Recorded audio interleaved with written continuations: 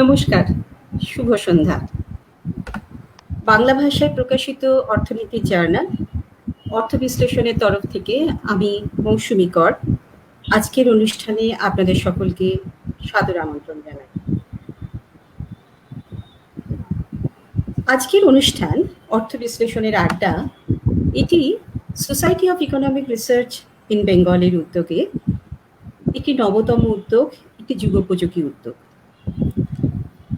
Society of economic research in Bengali বাংলায় আমরা বাংলা ভাষায় অর্থনীতির চর্চা এবং পরিসর বৃদ্ধির উদ্দেশ্যে প্রথম যাত্রা শুরু করেছিলাম আজ থেকে প্রায় 1 দশক আগে, এবং সেই সূত্র ধরে অর্থ বিশ্লেষণ জার্নালটি আত্মপ্রকাশ করেছিল।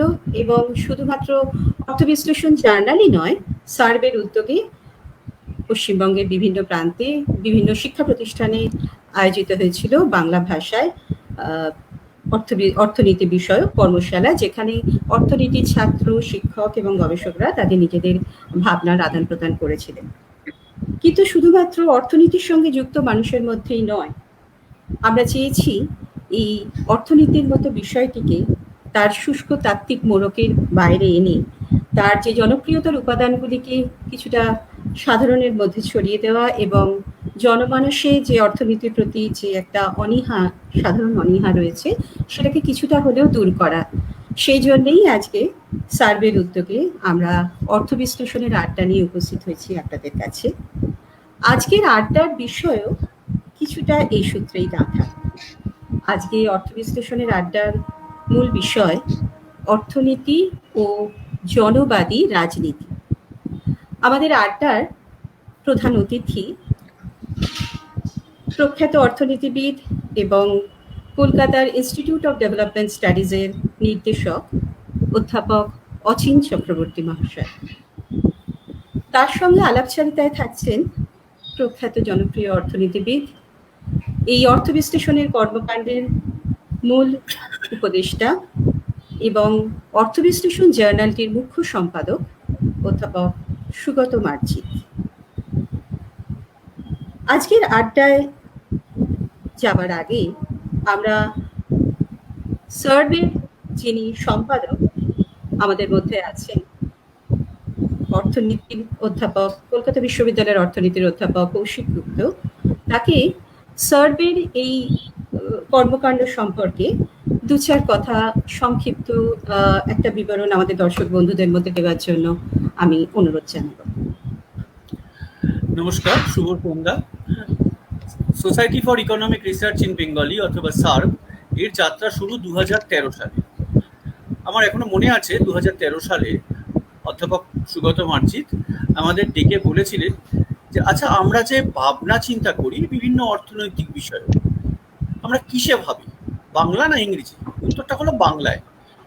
সুতরাং আমরা কেন অর্থনীতির চর্চা বাংলায় করব না? যেখানে জাপানিজরা জাপানিজ ভাষায় চর্চা করে, ফ্রেঞ্চরা ফ্রান্সে ফ্রেঞ্চ ভাষায় চর্চা করে, সেখানে আমরা কেন বাংলাটাকে পিছিয়ে রাখবো? বাংলা মানে কোনো দুর্বল বাংলা নয়, আমরা যে ভাষায় কথা বলি সে ভাষায়, তার মধ্যে অল্প স্বল্প ইংরেজি টার্মও থাকবে, যেমনভাবে চলতে ফিরতে কথা বলি। সেই যাত্রা শুরু 2013 সালে। দেখতে দেখতে প্রায় 1 দশক হতে চলল। আমরা এর মধ্যে জার্নাল বের করেছি অর্থ বিশ্লেষণের। বছরে আগে 2টো করে করতাম, এখন 1টা করে করি, কিন্তু কম্বাইন করে করি। এছাড়া আমরা অর্থনৈতিক গ্রন্থমালা বার করতে চলেছি শিগগিরই। প্রচুর কর্মশালা করছি। আমাদের উদ্দেশ্য ছিল এবং উদ্দেশ্য আছে বিভিন্ন কলেজে সেগুলো অর্গানাইজ করা এবং কলেজ টিচারদের এবং বিভিন্ন ছাত্রছাত্রীদের, যাতে তারা এই বাংলায় অর্থনীতি চর্চায় অংশগ্রহণ করে। সে উদ্দেশ্যে আমরা অবশ্যই কিছুটা সফল হচ্ছি, পুরো সফল হয়েছি বলতে পারি না, কিন্তু আমরা আমাদের যাত্রা চালিয়ে যাচ্ছি। ঠিক তারই ফল, মানে আমরা এই লকডাউনের মধ্যেও বসে থাকেনি, কিছু ওয়েবিনার করেছি, তারই ফসল হচ্ছে আজকের এই অর্থ বিশ্লেষণের আড্ডা, যেখানে আমরা 2জন স্বনামধন্য অর্থনীতিবিদ আছেন, অধ্যাপক অচিন চক্রবর্তী এবং অধ্যাপক সুগত মার্জিত। তাদের মধ্যে কথোপকথন, এটা আমরা মন দিয়ে শুনবো এবং নতুন নিশ্চয়ই কিছু জানতে পারবো এবং অবশ্যই প্রশ্ন করবো। আমার আর নতুন করে কিছু বলার নেই। আমি এবার মৌসুমী করকে আবার কিছু বলার জন্য বলছি।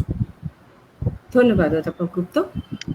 আমি এবার আমাদের দর্শক বন্ধুদের কাছে বলতে চাই, একটু জানাতে চাই যে এই অর্থ বিশ্লেষণের আড্ডা প্রত্যেক মাসে প্রথম অথবা দ্বিতীয় শনিবার ঠিক সন্ধে 8টাতে প্রচারিত হবে এই ফেসবুক লাইভে।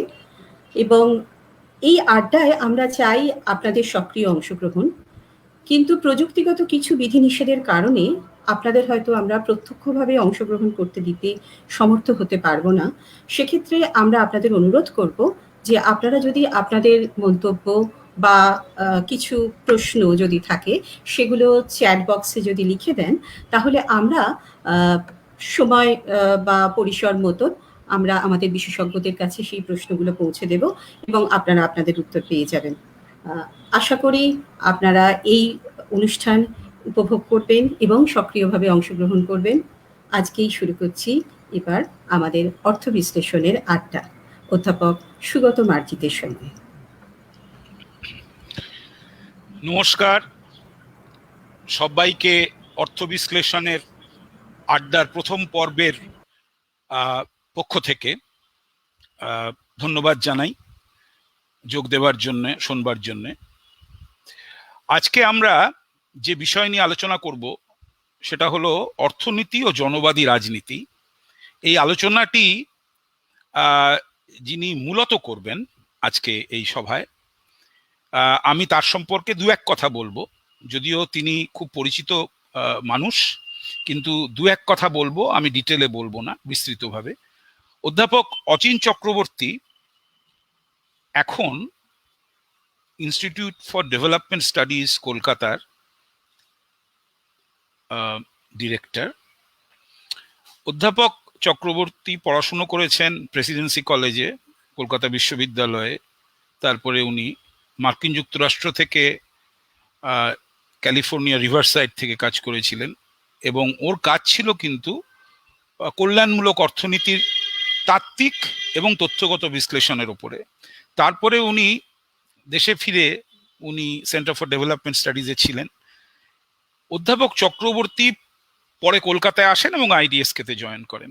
মাঝখানে উনি অনেক জায়গায় কাজ করেছেন, কিন্তু সেগুলো আমি সময়ের জন্য বললাম না। আমরা অধ্যাপক চক্রবর্তীকে চিনি বিভিন্নভাবে। তিনি এমন একজন অর্থনীতির মানুষ যিনি অর্থনীতি এবং সমাজ এবং মানুষ, এই যে তিনের মধ্যে একটা মেলবন্ধন করা যে কোনো অর্থনীতিবিদেরই পক্ষেই কাম্য।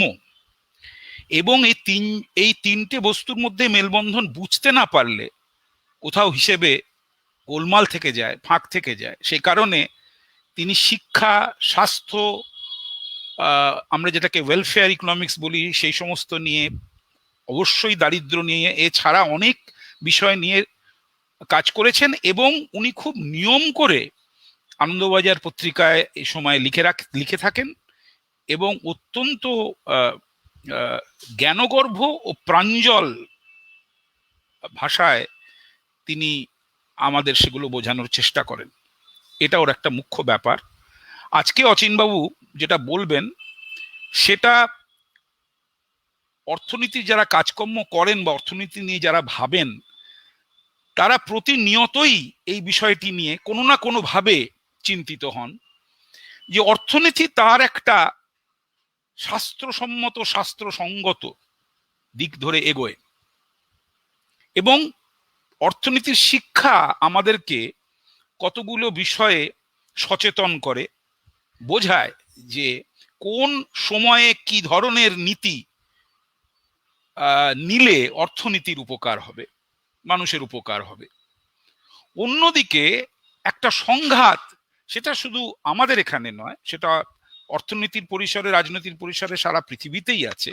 সে সংঘাতটা সেটা হচ্ছে যে জনগণকে অর্থনীতির শাস্ত্রের খুঁটিনাটি বোঝানো, বা অর্থনীতির শাস্ত্রসম্মত কোন দিকটা দিলে কোন দিকটায় আমরা সরকারি নীতিকে প্রবাহিত করব, সেটা যদি আমরা গ্রামে গঞ্জে সব জায়গায় ক্লাস করে বোঝাতে শুরু করি, তাহলে অর্থনীতিবিদদের কেউ সহ্য করতে পারবেন না।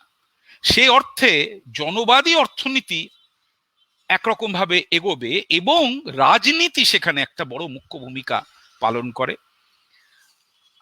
আমরা সঠিক কথাটা অনেক সময় ঠিক করে বলি না, আমরা বেঠিক কথাটা অনেক সময় ভুল এই কথাটাও বলি না, কিছু কিছু সময় আমরা অতীব মানে অতিরিক্ত শাস্ত্র চাপিয়ে দিই, সেই কথাটা কিন্তু কেউ বুঝতে পারেন না, ফলে সেখানে এক ধরনের না বোঝা থেকে বিরুদ্ধাচারণের সৃষ্টি হয়। সেই সমস্ত দিক নিয়ে আজকে আমি জানি ওনার সাথে আমার একটু কথাবার্তাও হয়েছে আগে, এবং এই কথাটি আমি বলতে পারি আমরা সেভাবেই এটিকে নিশ্চিত করেছি যে অচিনবাবুর মতো বলবার এখতিয়ার এ বিষয়ে আমাদের চেনা জানা খুব বেশি লোকের নেই। সেই অর্থেই অচিনবাবু আজকে এখানে আমন্ত্রিত। যদিও অচিন চক্রবর্তী আমাদের অর্থ বিশ্লেষণেরই একজন মানুষ, তিনি আমাদের সঙ্গে প্রত্যক্ষ পরোক্ষভাবে দীর্ঘকাল ধরেই যুক্ত ছিলেন এবং এখনো আছেন, তবে আজকে উনি নিশ্চয়ই আমাদের আমন্ত্রিত অতিথি হিসেবে এসেছেন। সুতরাং আমি এবার অচিনবাবুকে আমন্ত্রণ জানাচ্ছি তার বক্তব্য রাখার জন্য। অনেক ধন্যবাদ অধ্যাপক মার্জিত। আমি সুগত দাই বলবো, যেহেতু এটা একটা আড্ডা এবং আমাদের ওই পোশাকি সম্বোধন গুলো সম্ভবত জোর করে করার দরকার নেই, কারণ এটি অর্থ বিশ্লেষণের আড্ডা। তো সুগতদা অসম্ভব উনি উদার মানুষ, এবং আমার সম্পর্কে যে যে বিবরণটি দিলেন তার কোনোটারই হয়তো আমি খুব যোগ্য নই আর কি, কিন্তু তিনি তার ভালোবাসা থেকেই অত্যন্ত ভালো ভালো কথা আমার সম্পর্কে বললেন। আমি খুবই কৃতজ্ঞ এবং ধন্যবাদ জানাই সুগত তাকে। আর দ্বিতীয়ত এটা আমি বিরাট সম্মান বলে মনে করছি যে অর্থ বিশ্লেষণের আড্ডাটা শুরু হচ্ছে আমাদের আলোচনা দিয়ে, এবং সেখানে আমাকে বলতে দেওয়ার এবং সুযোগ দেওয়া হয়েছে। এটা একটা বিরাট আমি মনে করি সৌভাগ্য এবং সম্মানের বিষয়, এবং সেই জন্য আমার অর্থ বিশ্লেষণের বন্ধুদের বিশেষত প্রধান সঞ্চালক সুগত দাকে আমি আমার আন্তরিক ধন্যবাদ জানাই এই সুযোগটি করে দেওয়ার জন্য। আমাদের সঙ্গে যারা আছেন আস্তে আস্তে সকলকে জানবেন আপনারা। এই মৌসুমী কর তিনি শুরুটা করে দিলেন, এবং এর পেছনে আরো অনেকজন আছেন, তাদের কথাও আসবে পরে। তো এটা একটা আমাদের সমবেত প্রচেষ্টা, এবং এই প্রচেষ্টাটা দীর্ঘকালের ভাবনার একটা ফসল বলা যায়, এবং সময়ের সঙ্গে সঙ্গে এই society for economic research in Bengali অথবা সার্ব যেভাবে একটা মানে পরিবর্তন হচ্ছে বা উত্তরণ হচ্ছে, সেটাও কিন্তু একটা নজরে রাখার বিষয়, এবং আমি আশা করব আপনারা সবাই সেটাকে নজর করবেন যারা এতদিন করেননি। এবার আমাদের মূল বিষয়টায় চলে যাই। সবাইকে ধন্যবাদ যারা শুনছেন, সবাইকে নমস্কার জানাই।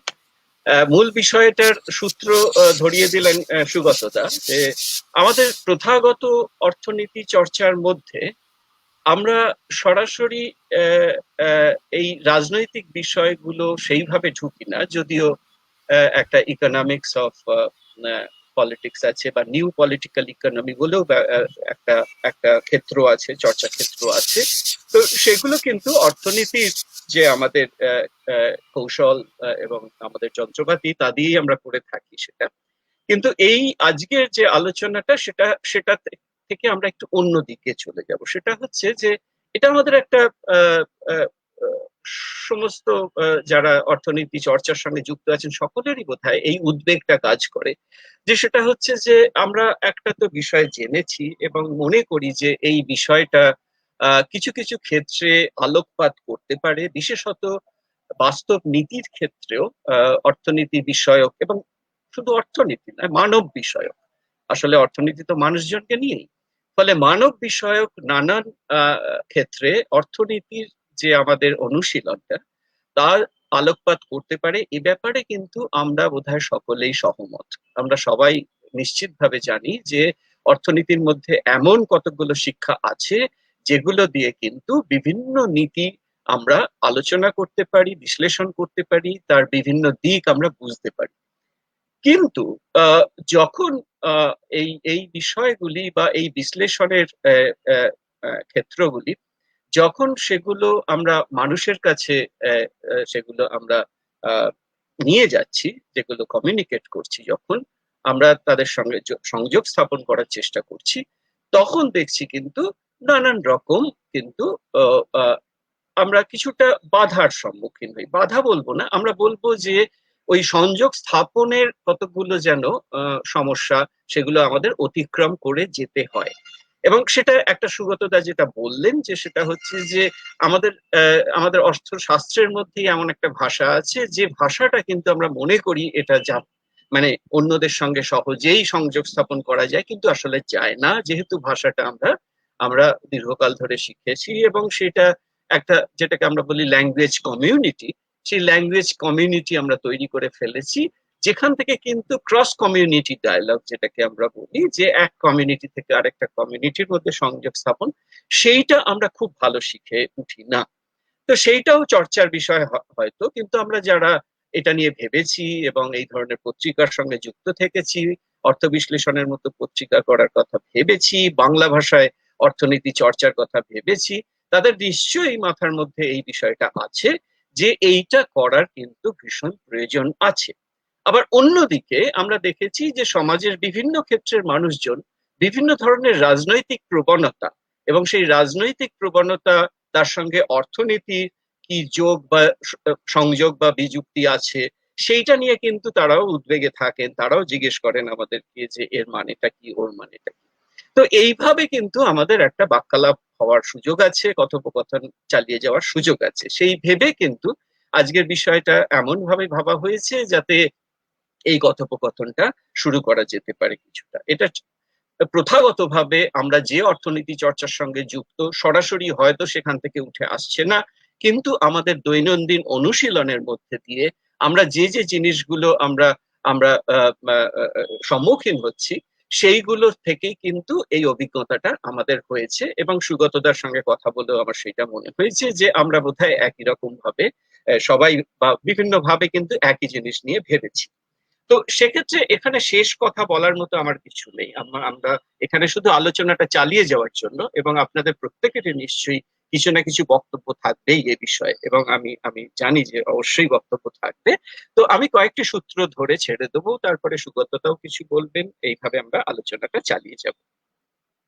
প্রথমে বলি, আমি কিন্তু এখানে বলতে চেয়েছি যে অর্থনীতি এবং জনবাদী রাজনীতি, সুতরাং রাজনীতি কথাটা কিন্তু আমি স্পষ্টভাবে আমি শিরোনামে রেখেছি। সুতরাং জনবাদী রাজনীতি ব্যাপারটা কি, সেইটা আগে একটু দু এক লাইন দু এক বাক্যে বলে নিয়ে। জনবাদী রাজনীতিটা এখন কিন্তু সারা পৃথিবীতেই খুব চর্চা হচ্ছে, এবং রাষ্ট্রবিজ্ঞানীরা বিশেষত এই নিয়ে প্রচুর লেখালেখি করছেন। এখানে এই দেশে বিদেশে জনবাদী রাজনীতিটা এখন একটা বেশ চর্চার বিষয় হয়েছে। বিশেষত যারা রাষ্ট্রনীতি বিষয়ে কাজ করেন, তারা জনবাদী রাজনীতি নিয়ে অনেক চর্চা করেছেন।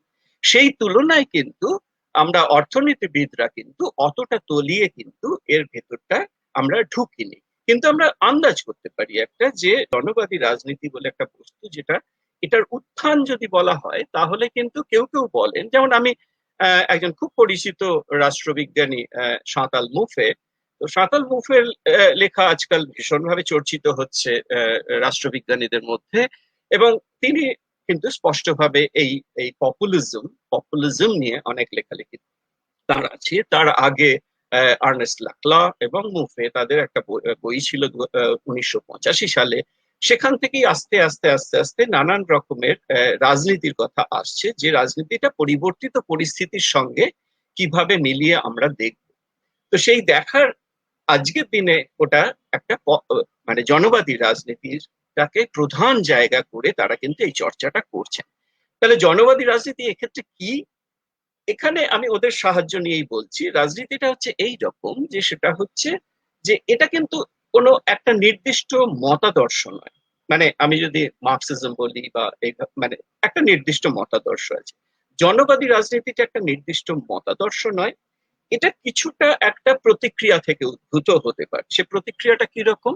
প্রতিক্রিয়াটা হচ্ছে যে মানুষের মনের মধ্যে যদি এইরকম একটা থাকে যে একদিকে হচ্ছে জনগণ, আর একদিকে হচ্ছে একটা একটা ক্ষমতাবান গোষ্ঠী, যে গোষ্ঠী হোক না কেন, একদিকে ক্ষমতাবান গোষ্ঠী আর একদিকে জনগণ, এর মধ্যে কিন্তু সম্পর্কটা আসলে সংঘাতের।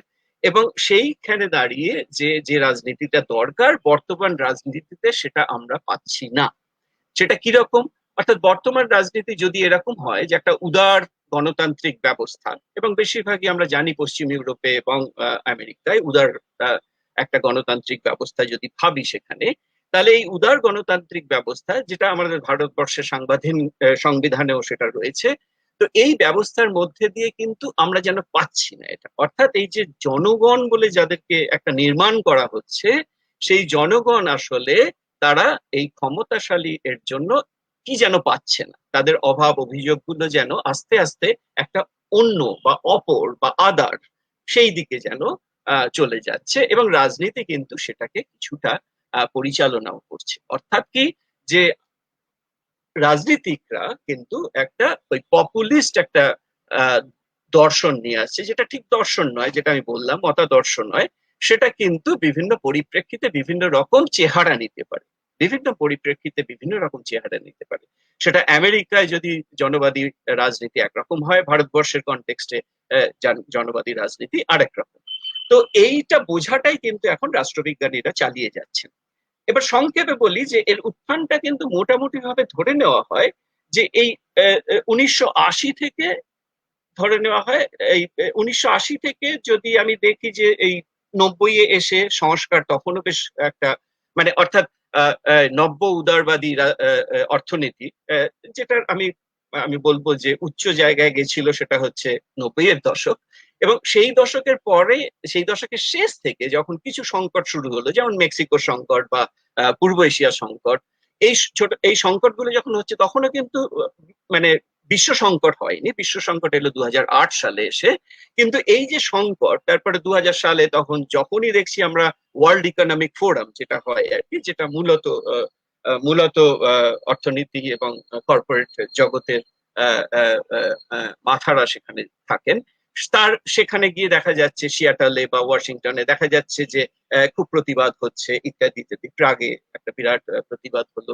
তো এই যে প্রতিবাদগুলো হচ্ছে, ওই সংকটগুলো হচ্ছে, এই থেকে কিন্তু একটা রাজনীতি উঠে আসছে, এবং সেই রাজনীতিটা কিন্তু একটা অদ্ভুত চেহারা নিচ্ছে বিভিন্ন দেশে। পশ্চিম ইউরোপে আমি যদি বলি, সেখানে কিন্তু একটা ওই যেটাকে আমি বলি সামাজিক গণতান্ত্রিক, সোশ্যাল ডেমোক্রেটিক, সেটার একটা অবনমন হচ্ছে। অন্যদিকে একটা জনবাদী রাজনীতি উত্থান হচ্ছে। আমেরিকাতেও দেখলাম জনবাদী রাজনীতির উত্থান হলো। ভারতবর্ষের পরিপ্রেক্ষিতেও আমরা দেখছি একটা জনবাদী রাজনীতির উত্থান হয়েছে। তো এই যে জনবাদী রাজনীতি, এবং দেখাই যাচ্ছে যেটা বিভিন্ন দেশে কিন্তু বিভিন্ন চেহারা নিচ্ছে। এইখানে অর্থনীতিটা কোথায়? এই জায়গাটায় অর্থনীতিটা এখানে আমার এইটা ভাবতে ভাবতে আমি যখন অভিজিৎ বিনায়ক বন্দ্যোপাধ্যায় এবং এস্থার দুফলোর যে বইটি, যে good economics for hard Times, সেই বইটি পড়তে পড়তে আমার যেন মনে হলো যে ওরাও কিন্তু এটা নিয়ে কিন্তু দেখা যাচ্ছে যে বেশ ভেবেছেন। ওদের ভাবনাটা একটু অন্যরকম, ঠিক জনবাদী রাজনীতিতে ওরা ঢোকেননি। ওরা যেটা বলতে চাইছেন সেটা হচ্ছে যে জনমানসে যে অর্থনৈতিক বিষয় নিয়ে যে ধরনের ধারণাগুলো রয়েছে, তার সঙ্গে কিন্তু আমরা অর্থশাস্ত্রে যে বিষয়গুলোকে জানি সঠিক, যে নীতিগুলোকে যে আমরা জানি সঠিক, সেইটার একটা বিরাট একটা প্রভেদ হয়ে যাচ্ছে, একটা বিরাট তফাৎ হয়ে যাচ্ছে। এবং এটা নিয়ে ওরা উদ্বিগ্ন, এবং কেন হচ্ছে সেটা কিছুটা ব্যাখ্যাও দিচ্ছেন। কিন্তু পরিশেষে ওরা বলছেন যেটা, যে আমাদের যা কাজ সেটা আমাদের করণীয় করে যেতে হবে। অর্থাৎ এটা করে যেতে হবে, করে যেতে হবে, করে যেতে হবে। এবং আশা করছি যে, অর্থাৎ ওদের শেষের বক্তব্যটা হচ্ছে এই যে আমরা যদি আমাদের কাজগুলো করে যাই, অর্থাৎ আরো বেশি গবেষণা, আরো বেশি তার ফলাফল, সেগুলো যদি আমরা ঠিকঠাক যদি আমরা মানুষের কাছে পৌঁছে দিতে পারি, তাহলে বোধহয় এই ভ্রান্তিগুলো, এই ভ্রান্ত ধারণাগুলো কিছুটা যেন দূর হয়। এখন এইটা আমার মনে হয়েছে যেন এইটা বোধহয় অতটা সরল নয়। কারণ হচ্ছে যে এই ভ্রান্ত ধারণার আহ একদম দূর হয়ে যাওয়াটা এটা তো সম্ভব নয়, আপনারা সবাই বুঝতে পারছেন সম্ভব নয়। তাহলে সেক্ষেত্রে এখানে অর্থনীতি এবং এই জনবাদী রাজনীতির মধ্যে আমি বলবো কথোপকথনটা কি হবে, মানে এটা একটা খুব গুরুত্বপূর্ণ প্রশ্ন আর কি। সেখানে আহ, আহ, আমি যদি এইভাবে বলি যে এক একটা বিষয় যদি আমি নিই, মানে মূলত যে বিষয়গুলো নিয়ে এই এই এই এই এই এই প্রভেদটা খুব বেশি দেখা যাচ্ছে, সেগুলোকে আমি মোটামুটি ভাবে বলতে পারি। এক হচ্ছে অভিবাসন বিষয়ক একটা, সেখানে অভিবাসন নিয়ে আমাদের অর্থনীতি যা যা বলছে, মানে সব রকম, সেটা ফলিত অর্থনীতি এবং তাত্ত্বিক অর্থনীতি যা বলছে, তার সঙ্গে কোন দেশের সেখানকার মানুষজন অভিবাসীদের সম্পর্কে তাদের কি মত, সেটার সঙ্গে কোথাও মিলছে না। এটা এক নম্বর। দুই হচ্ছে বাণিজ্য নিয়ে, বৈদেশিক বাণিজ্য নিয়ে অর্থনীতি থেকে আমরা কিছুটা নির্যাস পাই।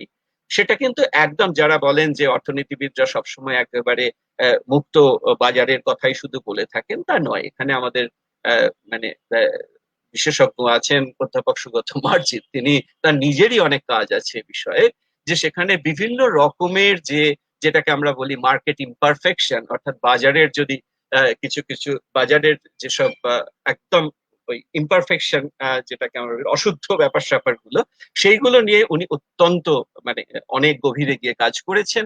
এবং তার সঙ্গে বৈদেশিক বাণিজ্যের কি সম্পর্ক হতে পারে ইত্যাদি ইত্যাদি। সুতরাং এইটা একটা সরলীকরণ, যে অর্থনীতিবিদরা বোধহয় সবসময় একরকম ভাবেই বোধহয় বলে, এবং তার ফলে একটা ভাষ্য তৈরি হয়েছে, যে বাম ভাষ্যটা ক্রমশই আর কি যে কোনো ধরনের বৈদেশিক বাণিজ্যকেই তারা কিন্তু হয় সেটাকে একটা ইম্পেরিয়ালিজম বলে দিচ্ছেন, অথবা তো এইটা একটা সমস্যা আছে। কিন্তু অর্থনীতিতে কিন্তু খুব, যেটাকে আমি বলবো যে খুব ঠান্ডা মাথায় ভেবে দেখার মতো বিষয় প্রচুর আছে বৈদেশিক বাণিজ্যে, এবং যেগুলো সঠিক। অনেক অর্থনীতিবিদই কিন্তু সহমত হবেন যে যেগুলো, যার ফলাফল আমরা যা জানি সেগুলো অনেকটাই সঠিক। কিন্তু এর বদলে যেটা হতে পারে সেটা হচ্ছে কতগুলো এলোপাথারি বাধা নিষেধ বৈদেশিক বাণিজ্যে যেটা আসে, সেটা কিন্তু কোনো যুক্তি দিয়ে কিন্তু সেটাকে প্রতিষ্ঠিত করা খুব মুশকিল আছে। অর্থাৎ আমি যদি মনে করি যে হ্যাঁ ঠিক আছে, যে একদম মুক্ত বাণিজ্যটা বোধহয় ঠিক হচ্ছে না, তাহলে কিন্তু ওই এলোপাথারি বাধা নিষেধটা কিন্তু তার থেকে অনেক বেশি ক্ষতি তো করতেই পারে। এবং সেটা তত্ত্ব থেকেও বলা যায়, এবং সেটা কিন্তু ফলিত অর্থনীতি থেকেও বলা যায়। এখন এই বিষয়গুলো কিন্তু আরো পরিষ্কার করে দেওয়ার দরকার আছে, যেটা সুগততাও কিছুটা হয়তো বলবেন আমাদেরকে। তো এবার তাহলে প্রশ্নটা হচ্ছে, এটা হচ্ছে বাণিজ্য গেল, ওদিকে অভিবাসন গেল। অভিবাসনে যেমন একটা ধারণা আছে যে একটা গেল গেল ব্যাপার আছে, অর্থাৎ অভিবাসীরা আমার দেশে যদি আসে তাহলে আমাদের সমূহ বিপদ, আমাদের চাকরি যাবে, আমাদের সমস্ত শেষ হয়ে যাবে। এই যে একটা জনমানসের যে ধারণাটা, এটা অর্থনীতির কোনো কোনো রকম গবেষণার সঙ্গে একেবারে মেলে না। কারণ অর্থনীতির গবেষণা বলছে যে অভিবাসীরা কিন্তু সেই অর্থনীতির কিন্তু উন্নতি ছাড়া আর কিছু করেনি, এবং অভিবাসীরা আহ আহ আসাতে কি কি উন্নতি হয়েছে সেটা দিয়ে বিস্তর দেখানো যেতে পারে। কিন্তু তবু দেখা যাচ্ছে সেখানকার মানুষজন কিন্তু একটা অভিবাসী বিরোধী একটা মত তৈরি হয়ে যাচ্ছে সবসময়। এটা হচ্ছে দ্বিতীয়। তাহলে বাণিজ্য একটা এরকম মত, এবং আমাদের অর্থনীতি কি বলছে, অভিবাসীর ক্ষেত্রে দেখা যাচ্ছে মত কি, জনমত কি, আর আমাদের তত্ত্ব কি বলছে। এবং এখানে অভিজিৎরা একটা খুব সুন্দর একটা কতগুলো দৃষ্টান্ত এনেছেন আর কি। যেমন ধরা যাক আর কি, গ্রিসে যখন সংকট হলো, এবার গ্রিসে তো লোকেরা যখন সংকট হচ্ছে, যখন তার তার জাতীয় আয় কমে যাচ্ছে, তখন তো তারা দলে দলে তো ইউরোপের বিভিন্ন দেশে ছড়িয়ে পড়ার কথা, তাই না? কারণ গ্রিস তো ইউরোপিয়ান ইউনিয়নের অংশ, সুতরাং তারা তো যে কোনো দেশে গিয়ে কাজ করতে পারতো। কিন্তু মাত্র বোধহয় 4 থেকে 5% মানুষ বোধহয় গ্রিসের বাইরে গেছে।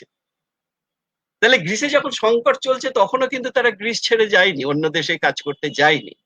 তার মানে এই দাঁড়াচ্ছে যে যে কোনো দেশেই কিন্তু সেই দেশ যদি একটু উন্নত হয়, অন্য দেশ থেকে যে দলে দলে লোকেরা সেই দেশে চলে যায় এটা সত্যি নয়। দ্বিতীয় হচ্ছে, সেই দেশে যদি তারা যায়ও, তাহলেও কিন্তু উন্নতিটা সেই দেশেরই হয় বেশি। তো এই যে অর্থনীতির যে ফলাফল গুলো যেগুলো পাওয়া যাচ্ছে, তার সঙ্গে কিন্তু জনমানস একেবারে মিলছে না। তো এই দুটো জিনিস আমার কাছে মনে হয়েছে, যেটা সুগত দাও আরো কিছু বলবেন সম্ভবত। আর তৃতীয় যেটা, সেটা হচ্ছে যে এই সংস্কার নিয়ে, যে কোন সংস্কার করলে মানুষের ভালো হয় না খারাপ হয়। এটা নিয়ে রবি কানপুর একটি চমৎকার লেখা লিখেছিলেন 2001 সালে, ওয়ার্ল্ড ডেভেলপমেন্ট পত্রিকায় বেরিয়েছিল। এবং রবি কানপুরের সেই প্রবন্ধে উনি এই প্রশ্নটা, ঠিক অনেকটা এই প্রশ্ন তুলছেন, যে এটা বোধহয় development, distribution and poverty, the nature of disagreements বলে ওনার মানে শিরোনামটাই ছিল তাই, দ্য নেচার অফ ডিসএগ্রিমেন্টস। অর্থাৎ কি, যে এই সংস্কারের ফলে কতটা দারিদ্র দূর হচ্ছে কি হচ্ছে না, বৈষম্য বাড়ছে কি বাড়ছে না, এই নিয়ে কিন্তু ভয়ঙ্কর রকমের একটা আমাদের একটা মতানৈক্য আমাদের রয়ে গেছে, অর্থনীতিবিদদের মধ্যে রয়েছে, কিন্তু সাধারণ মানুষের মধ্যেও রয়েছে।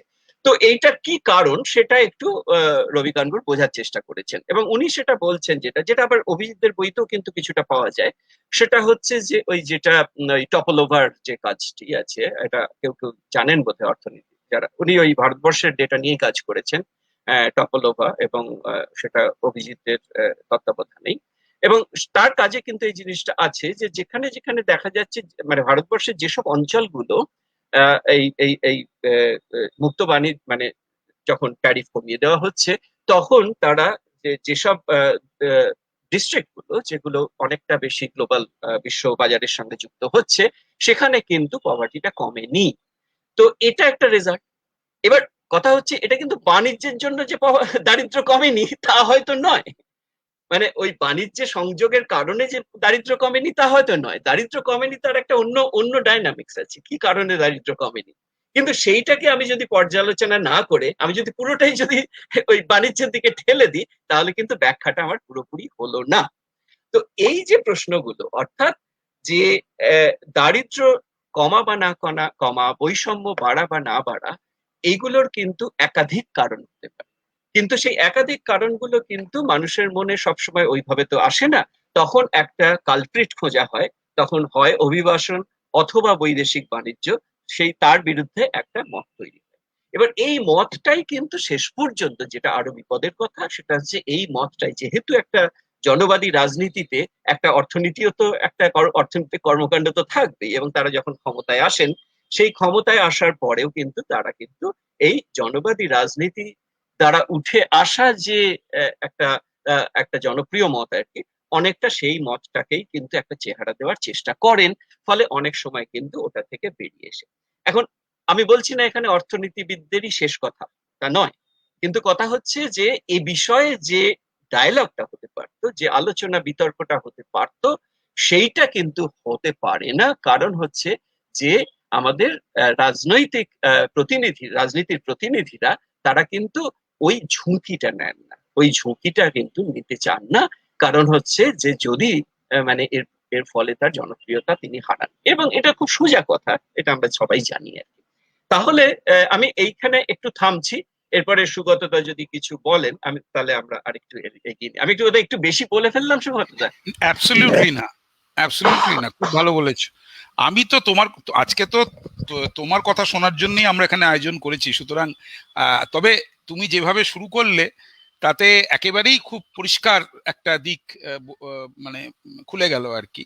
সুতরাং তুমি তো আন্তর্জাতিক বাণিজ্য নিয়ে বললে, ফলে আমার বলার সুযোগটা একটু বেশি হলো, কিন্তু তবুও আমি অতটা করছি না। কিন্তু খুব সোজা কতগুলো ব্যাপার, যেটা আমাদের যারা আজকে শুনছেন বা যারা পরবর্তীকালে শুনবেন তাদের জন্য বলি, সেটা হচ্ছে যে আমরা যখনই আন্তর্জাতিক বাণিজ্য তত্ত্ব পড়েছি ক্লাসে, বা আন্তর্জাতিক বাণিজ্য নিয়ে পড়াশুনো করেছি, তখন আমরা কিন্তু বলেছি যে রপ্তানি এবং আমদানি দুটোতেই একটা দেশের উপকার হতে পারে। কিন্তু সারা পৃথিবীতে যে কোনো ধরনের যখন আমরা আলোচনা দেখি টেলিভিশনে, এবং বিশেষ করে যদি সেখানে সরকার এবং কর্পোরেট সেক্টরের লোক থাকেন, কারণ অর্থনীতির মানুষজন যদি থাকে তারা বেশি সময় একটু চুপ করে থাকেন, কারণ অর্থনীতির মানুষজন সম্পর্কে সেই গল্পটা তো আছে যে চার্চিল সাহেব চেয়েছিলেন যে একটা যেন মানে এক হাতওয়ালা অর্থনীতিবিদ উনি পান, কারণ অর্থনীতির মানুষের সঙ্গে কথা বলা খুব মুশকিল, কারণ তারা একটা কিছু বলেই বলে অন দি আদার হ্যান্ড, অর্থাৎ তারা কিছুতেই খুব একটা এগ্রি করতে পারে না। ফলে একজন পলিসি মেকারের তাতে খুব অসুবিধে হয় যে তিনি সেটা কি করবেন সেটা বুঝতে পারেন না। এটা অর্থনীতির একটা খামতির জায়গা, এ বিষয়ে কোনো সন্দেহ নেই। তো সেই কারণেই সেখানে আমি দেখেছি যে সমস্ত ভালো কাজ হয় রপ্তানিতে, আর সমস্ত খারাপ কাজ যত সেটা হচ্ছে আমদানিতে। মানে আমরা যখন রপ্তানি করি তখন আমাদের ভালো, আর আমরা যখন আমদানি করি তখন ওদের ভালো। সে কারণেই খালি দেখা যায় যে আজকে মানে সেটা মানে ইংরেজি কাগজ, বাংলা কাগজ, বিভিন্ন ভাষার কাগজ, ভারতবর্ষের কাগজ, ইউরোপের কাগজ, সমস্ত কাগজে যদি লেখাপড়া মানে আমরা যদি লেখা দেখি আর কি, যেটা একটা বিরাট উদাহরণ। এই যে অচিন যেটা বলছে যে জনবাদী এক ধরনের অ্যাপ্রোচ আছে, জনবাদী এক ধরনের ধারণা আছে অর্থনীতি সম্পর্কে, সেটা সেখানে সব সময় বলা হচ্ছে যে বাণিজ্য ঘাটতি খুব খারাপ, তার মানে আমরা কেন শুধু এক্সপোর্ট করি না। মানে সব দেশ যদি এরকম হতো যে যারা শুধু রপ্তানি করত, তাহলে আমদানিটা কে করত? সুতরাং প্রশ্নটা হচ্ছে যে আমদানি মানে তো খারাপ নয়, কারণ আজকে আমদানি করতে পারি বলে আমরা কিন্তু বেঁচে আছি, কারণ না হলে আমাদের পেট্রোল আর গ্যাসোলিন আসতো না, কারণ আমরা ওটা তৈরি করতে পারি না, ওটা আমাদের নেই। আজকে আমদানি করতে পারি বলে অনেক কিছুই আমরা বেনিফিট পাই, শুধু যে রপ্তানি। কিন্তু এটা একটা জনবাদী একটা মতামত আছে, এবং জনবাদী সেই মতামত অনুযায়ী রাজনীতির লোকেরা চলতে বাধ্য হন, কারণ তারা একটা বড় গ্যাদারিং এর মধ্যে আগে ইকোনমিক্সটাকে শিখিয়ে নিয়ে তারপরে তাদের বক্তব্য সেভাবে রাখতে পারেন না। সুতরাং সেক্ষেত্রে আমাদের ধ্যান ধারণার মধ্যে কতগুলো গাফিলতি ঢুকে যায়, সেটা খুব একটা কাম্য না। কারণ কোন জনবাদী রাজনীতি অর্থনীতি যদি এরকম হতো যে তারা বলতে পারতেন যে সব সময় রপ্তানি দিয়েই যে মানে ভারতবর্ষের যা আছে সবকিছু রপ্তানি করে দিলাম, তাহলে তো ভারতবর্ষের লোকে অনেক সময় এগ্রিকালচারাল প্রোডাক্ট খেতে পাবে না, সেরকম থাকবে না। ইনফ্যাক্ট এরকম সমস্যা ভারতবর্ষে হয়েছে যে আজকে যেমন এই ভ্যাকসিনেশনের ক্ষেত্রে আমরা দেখতে পাচ্ছি যে অ্যাকচুয়ালি রপ্তানি হয়েছে ভ্যাকসিনস, কিন্তু আমরা ভ্যাকসিন পাইনি। সুতরাং রপ্তানি করলেই যে সব ভালো হয় তা নয়, এই কতগুলো ছোটখাটো জিনিস আছে। আরেকটা ব্যাপার যেটা আমি জাস্ট ওর যেভাবে সূত্র ধরে দিয়েছে আমি বলছি, যে অর্থনীতিবিদদের মধ্যে সমস্যা আছে। কারণ আমরা যে উন্নয়নের অর্থনীতি বলে যখন পড়াশুনো করি, যখন যা ক্লাসের ছেলে মেয়েদের পড়াই বা যখন বলি, তখন কখনোই আমরা তখন দেখেছি কোনো সেরকম বইয়ের মধ্যে আমাদের পারিপার্শ্বিক যে অর্থনীতি, আমাদের পারিপার্শ্বিক যে জীবনযাত্রার প্রবাহ, আমাদের পারিপার্শ্বিক যে আর্থসামাজিক যে ধরনের টানাপোড়েন ঘটে, সেগুলোর কোনো অধ্যায় সেরকম থাকে না। আমরা বলার চেষ্টা করি যে হ্যাঁ আমাদের গ্রামে এই ধরনের মহাজন আছে ইত্যাদি আছে, কিন্তু আমাদের আরো অনেক কিছু আছে যার মধ্যে আমার মনে হয় যদি কখনো আমরা পারতাম যে আমাদের চারিদিকের যে দৈনন্দিন যে অর্থনীতির যে চেহারা সেটাকে, বা উন্নয়নের অর্থনীতির যে চেহারা সেটাকে যদি আমাদের পাঠ্যপুস্তকে নিয়ে আসতে পারতাম, তাহলে ছেলে মেয়েদের সঙ্গে একটা সেতু স্থাপিত হতো, ছাত্রছাত্রীদের সঙ্গে এবং জনগণের সঙ্গে একটা সেতু স্থাপিত হতো। সেই সেতু স্থাপনটা অর্থনীতির যারা বিশারদ অনেকেই সেই সেতু স্থাপনে বিশ্বাস করেন না। তার কারণটা হচ্ছে যে আমি কি অর্থনীতির বই ফলো করব, সেটা কিন্তু ডিকটেটেড হয় যে অমুক অমুক তমুক জায়গায় কি অর্থনীতির বই পড়ানো হচ্ছে তার উপরে। অর্থাৎ আমি যে নিজের মতো করে একটা কিছু করার চেষ্টা করব, সেগুলোতে একটু সমস্যা হয় আর কি। সুতরাং জনবাদী অর্থনীতি বলতেই যে সব কিছু অর্থনীতির নিয়ম কানুন না মেনে হচ্ছে তা নয়। জনবাদী অর্থনীতিও ভীষণভাবেই হয়তো অর্থনীতি নিয়ম কানুন মেনে হয়, কিন্তু সেখানে রাজনীতিটা যে প্রত্যক্ষ বা পরোক্ষভাবে প্রভাব ফেলতে পারে এবং সেটাকে উপেক্ষা করা, মানে যে আসলে অর্থনীতিকেই উপেক্ষা করা, সেই জিনিসটা আমরা ভালো করে করতে পারিনি এখনো। আমি ডেভেলপমেন্ট ইকোনমিক্সের যে বই, উন্নয়ন তত্ত্বের বই, এটা অচিন প্রথমেই বলার শুরু বলেছিল যে নিউ পলিটিক্যাল ইকোনমি বলি বা পলিটিক্যাল ইকোনমি বলি, কিন্তু কটা পলিটিক্যাল ইকোনমির চ্যাপ্টার আমরা সেই বইয়ের মধ্যে দেখতে পাই? আমরা সবসময় পলিটিক্যাল ইকোনমি আর নিউ পলিটিক্যাল ইকোনমিকে আলাদা একটা অর্থনীতির পরিসর বলে ভাবি, যে কারণে আর যেমন এক সময় আমার খুব ধোঁয়াশা লাগতো যে ও ইকোনমিক্সে ও ম্যাক্রো ইকোনমিক্সে খুব ভালো, কিন্তু ইন্ডিয়ান ইকোনমিক্সেও খুব ভালো না। বা একজন ইন্ডিয়ান ইকোনমিক্সে খুব ভালো, সে না ম্যাক্রো মাইক্রো তো ভালো না। এটা এই ব্যাপারটা আসলে হচ্ছে যে ম্যাক্রো মাইক্রো আমরা পড়ছি আর যে ইন্ডিয়ান ইকোনমিক্স আমরা পড়ছি বা পড়াচ্ছি, এই দুয়ের মধ্যে কোনো সেতুবন্ধ আমরা দেখতে পাই না। এইটাও এক সেন্সে আমার মনে হয় আমাদের পেশাদারি যে সমাজ তার একটা গাফিলতি। তো যাই হোক, আমি জাস্ট ওর সূত্রটাকেই একটু মানে প্যাডিং আপ করা যাকে বলে, খানিকটা কুশানিং করা, খানিকটা বললাম। এবার আমি একটা জিনিস অচিনকে একটা ছোট প্রশ্ন নয় এক ধরনের করে বলবো যে যে যে অর্থনৈতিক জাতীয় আয় বৃদ্ধি, মানে জাতীয় আয় বৃদ্ধির হার বা গ্রোথ, আর আরেকটা দিকে বন্টন বা পুনর্বন্টনের ব্যাপার, অর্থাৎ গ্রোথ ভার্সেস ডিস্ট্রিবিউশন বা গ্রোথ ভার্সেস ইনইকুয়ালিটি। ইকোনমিক গ্রোথটাও খুব জনবাদী একটা ধারণা। মানে পৃথিবীতে, আবার বলছি, এমন কোনো কাগজপত্র নেই, আলোচনা চক্র নেই, সোশ্যাল প্ল্যাটফর্ম নেই, প্রথমেই যখন একটা দেশ কেমন আছে সেটা দেখতে হয় তখনই তারা অর্থনৈতিক উন্নত জাতীয় আয় বৃদ্ধির কথা বলতে শুরু করেন বা পার ক্যাপিটা ইনকাম বাড়ার কথা বলেন। আর অন্যদিকে আমরা জানি যে ইনইকুয়ালিটি একটা মাল্টিডিমেনশনাল সাবজেক্ট, ডিস্ট্রিবিউশনের সেই কারণে একটা মাল্টিডিমেনশনাল ব্যাপার আছে, এটা অনেক ধরনের জিনিস আছে, কিন্তু সেটাও খুবই গুরুত্বপূর্ণ, কিন্তু সেটাও বড্ড জনবাদী একটা ধারা। দুটো জনবাদী ধারা, মানে এই দুটোর মধ্যে তুমি একটু যদি বলো যে যে যে এই দুটো জনবাদী ধারার কিন্তু মানে একটা সেন্সে দুটোই জনবাদী, কিন্তু দুটো হয়তো ডিফারেন্ট টাইপস অফ পিপলের কাছে জনবাদী আর কি, সেটা নিয়ে তুমি যদি কিছু বলো, মানে একটু। হ্যাঁ, এটা আসলে কথা খুব ভালো প্রশ্ন। মানে অর্থাৎ আমরা যখন খবরের কাগজের হেডলাইন দেখছি, সেখানে দেখছি যে এবার জিডিপি গ্রোথ এই শেষ কোয়ার্টারে এতটা কমলো বা বাড়লো ইত্যাদি ইত্যাদি, অথবা দেখছি কি না এবারে সেন্সেক্স এতটা বাড়লো বা কমলো।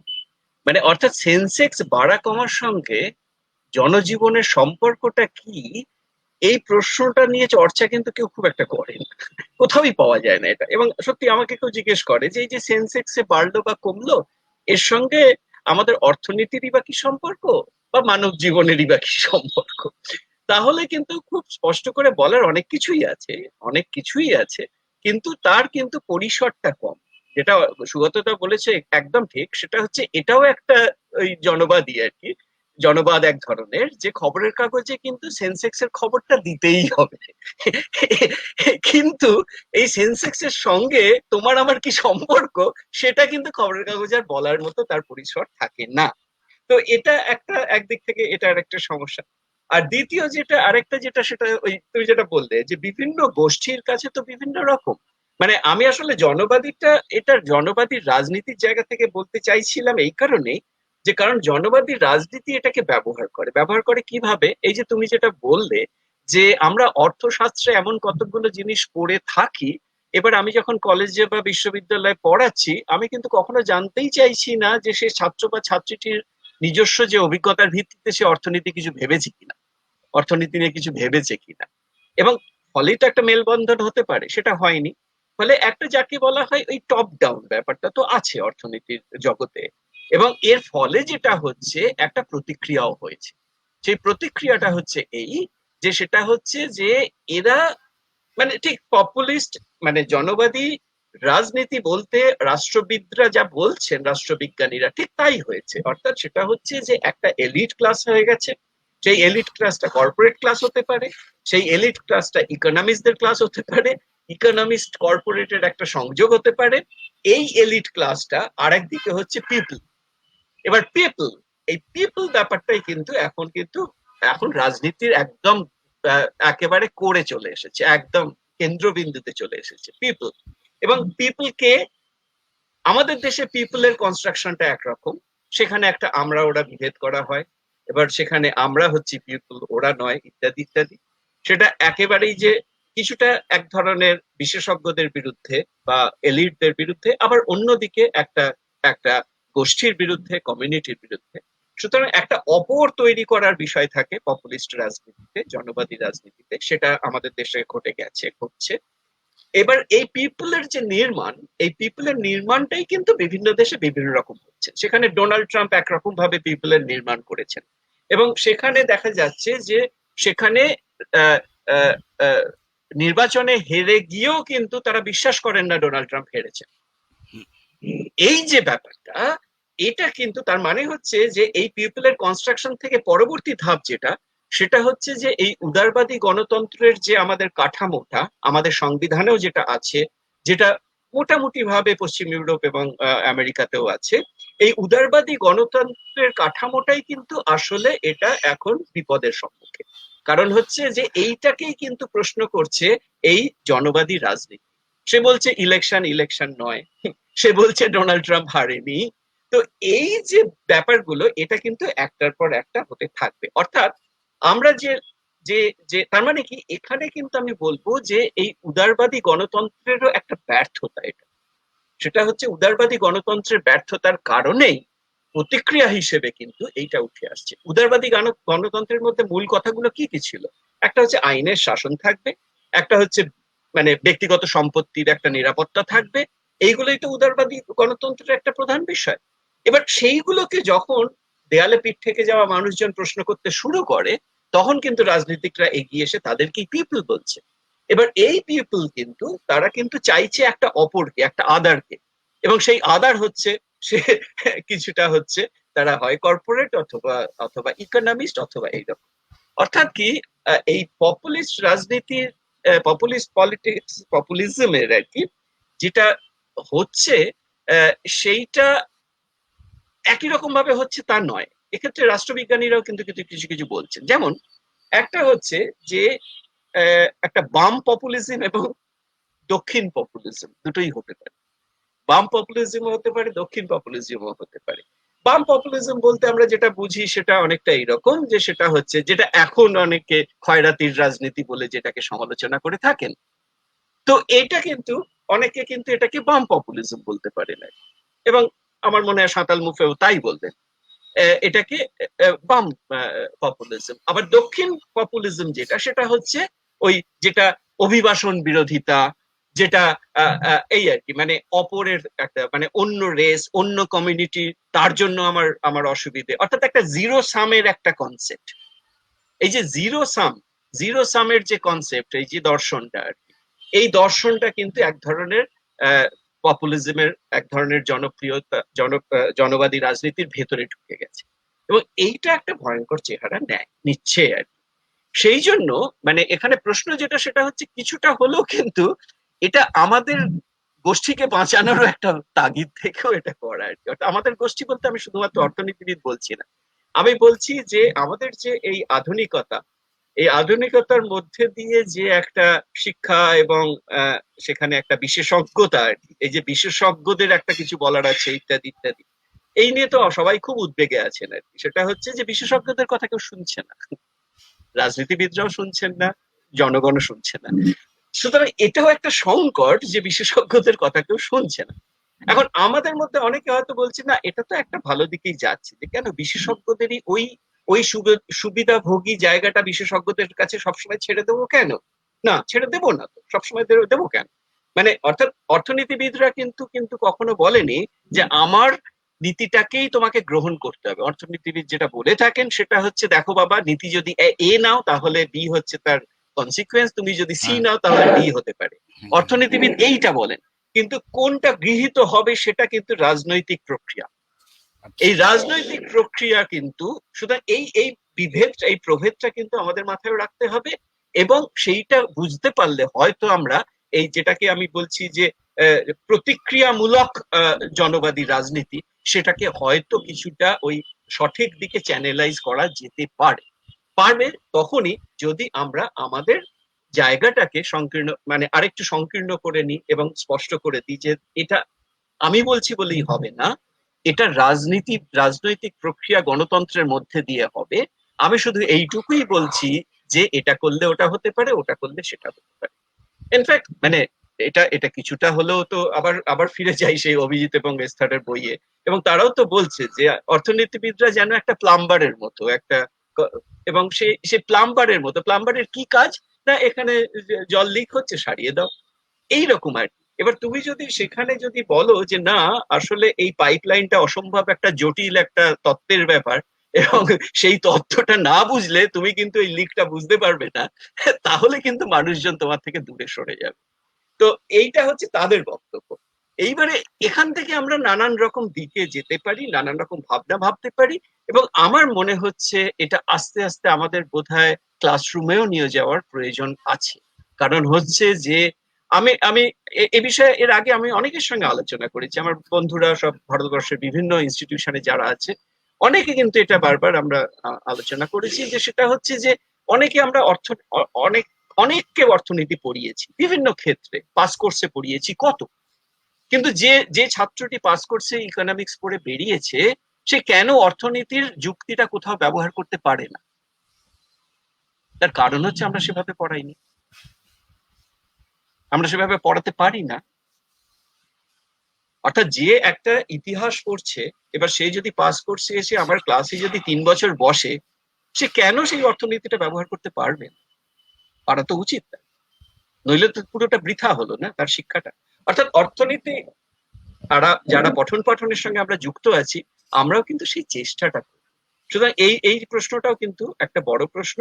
মানে আমি একটু অন্যদিকে চলে গেলাম, কিন্তু আমার মনে হচ্ছে যে সংযোগ স্থাপনের ব্যাপারটা কিন্তু একদিকে যেমন একটা বিভেদমূলক রাজনীতি তো আছেই আর কি, যেমন, এবং সেটা কিন্তু তার নিজস্ব গতিতেই অনেকটা চলবে বিভেদমূলক রাজনীতি, এবং সেইটা অর্থনীতি দিয়ে তো আমরা সেটাকে তো কনফ্রন্ট করতে পারবো না সবসময়। কিন্তু এটুকু পারি যে যে ওই এলিটিজমের বিরুদ্ধে যে প্রতিক্রিয়াটা আমরা দেখি আর কি, সেইটাকে তো কিছুটা আমরা আমরা আমরা কমিয়ে ফেলতে পারি। কারণ হচ্ছে কি না, আসলে অর্থনীতির বিষয়টা, অর্থশাস্ত্রটা ওই রকম একটা ভয়ঙ্কর বিশেষজ্ঞের ব্যাপার নয়। আমি যদি সেইভাবে যদি আস্তে আস্তে রাখতে পারি, তাহলে নয় কেন, তাহলে নয় কেন। অর্থাৎ সেটা কিন্তু আমাদের মানে সহাবস্থানের প্রয়োজনেই কিন্তু এটা করতে হবে। এবার আমি থামবো। এবার আমি ঠিক আছে। আমি আমার মনে হয় তুমি যেটা বলছো সেটা আমিও সেটা আমাদের মতো যারা অর্থনীতি অনেকদিন ধরে ছেলে মেয়েদের পড়াচ্ছে তারা বুঝতে পারে যে অ্যাকচুয়ালি আমরা যেটা পড়ালাম সেটা তারা তাদের জীবনে কোথায় কখন অ্যাপ্লাই করছে, বা তাদের সেটা অন্তত কোর কতগুলো জিনিস সেগুলো তারা অ্যাপ্লাই করবে কি করে যদি না তারা অ্যাসোসিয়েশনটা বুঝতে পারে, তারা যদি তার সাথে সম্পর্কটা না বুঝতে পারে। মানে জনবাদী কথাটার দুটো মানে হতে পারে, একটা হচ্ছে যে জনবাদী মানে জন যা বলছে আমি সেটা মেনে নিয়ে করছি, আরেকটা হচ্ছে যে আমি অনেক কিছু করতে পারছি না, বুঝতে পারছি না, জনবাদী হলেই তবেই আমি বুঝবো। দুটোই কিন্তু সত্যি। কারণ আমার একটা নিজস্ব একটা, আমি ছোট্ট একটা আমার অভিজ্ঞতা থেকে বলছি যে আমরা একটা সময় জাস্ট একটা এক্সাম্পল দিই।